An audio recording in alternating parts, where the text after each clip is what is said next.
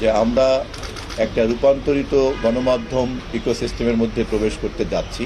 এর আগে খুব ভালোভাবে চিহ্নিত না করার ফলে গদবাঁধা সব ধরনের কথা, চিন্তা এবং কাজ ছিল।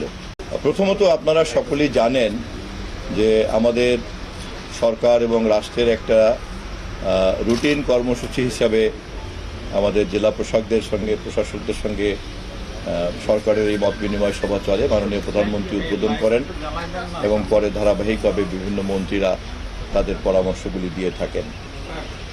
আজ আমাদের পর্ব ছিল, আমরা তথ্য সম্প্রচার মন্ত্রণালয়ের পক্ষ থেকে জেলা প্রশাসক মহোদয়দের সঙ্গে মত বিনিময় করেছি এবং আমাদের যতটুকু পরামর্শ আমরা দিয়েছি।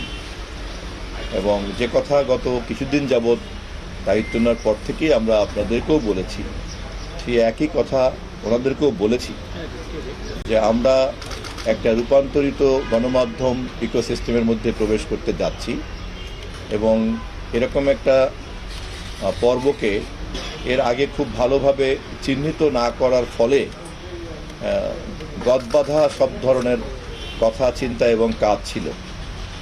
কিন্তু আমরা গদবাঁধা চিন্তা এবং কথা বলতে চাই না বলেই আমরা সমস্যাটাকে ভালোভাবে বুঝতে চাই এবং সেই বোঝাবুঝির পর্বটা আমরা এখনও শেষ করতে পারিনি। আমরা সেটাকেই গুরুত্ব দিয়েছি। তবে যে সমস্ত কাজ খুব জরুরি, যেগুলিতে হাত দেওয়া যেতে পারে, যেমন আমাদের নিজেদের ধরেন মিসইনফরমেশন এবং আমাদের ডিসইনফরমেশনকে কমব্যাট করা, ফেস করা, যতটা সম্ভব গণমাধ্যমের সঙ্গে সংযোগ রেখে এটা নিয়ম শৃঙ্খলার মধ্যে আনা, সেগুলির দিকে আমরা মনোযোগ দিব।